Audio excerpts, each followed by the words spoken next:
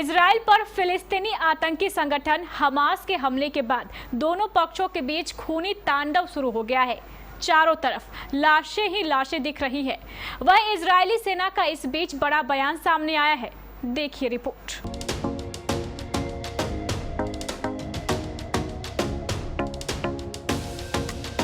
Israel और Hamas के बीच छिड़ी युद्ध में अब तक कई लोगों की जानें जा चुकी है। सोशल मीडिया पर युद्ध का शिकार हुए लोगों की जो तस्वीरें सामने आ रही है, उससे हर कोई भयभीत है। वहीं दोनों देशों के बीच चल रही इस खूनी जंग का आज चौथा दिन है। इस बीच इजराइल ने बड़ा दावा किया है।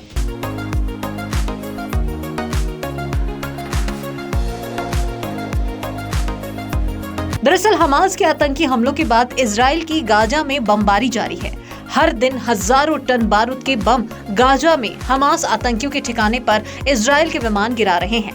गाजा के कई इलाकों में बिल्डिंग्स के निशाने तक नहीं बचे हैं। इजराइल पर हमास आतंकियों ने पिछले दिनों हमला किया था, जिसमें अब तक 900 से ज्यादा लोगों की जान जा चुकी है।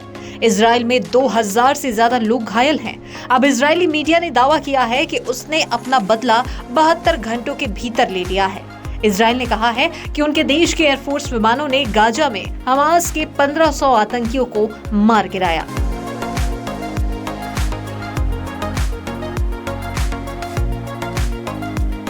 बता दें कि इजराइल की सेना के करीब 1 लाख सैनिक गाजा में घुसने की तैयारी कर रहे हैं। गाजा में इजराइल ने बिजली, पानी और भोजन सामग्री पूरी तरह से रोक दी है। इससे वहां के फिलिस्तीन मूल के लोगों के लिए नया संकट खड़ा हो सकता है। इजरायली विमान जहां आसमान से बमों की बारिश कर रहे हैं, तो वहीं अब भोजन पानी का संकट लोगों को भूखमरी की ओर ले जा सकता है।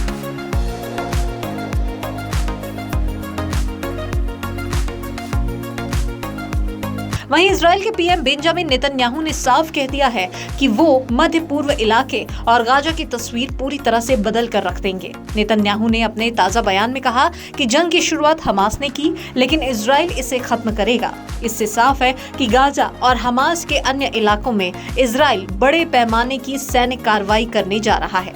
वहीं कुछ अरब देशों और पाकिस्तान में इजराइल के खिलाफ हमास समर्थक प्रदर्शन कर रहे हैं। कनाडा, ब्रिटेन, अमेरिका और ऑस्ट्रेलिया से भी हमास समर्थकों के प्रदर्शन की खबरें आई हैं।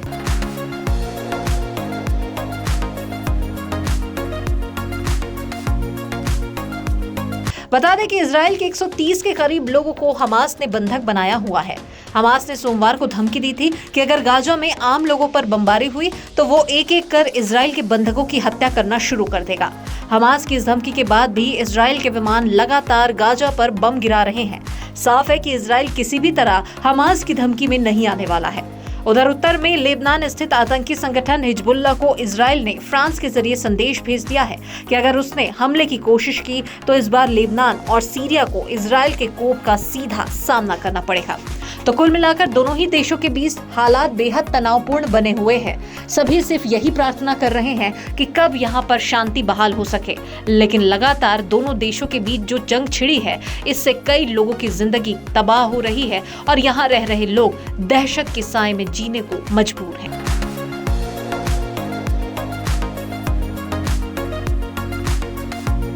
Bureau report, KBC news.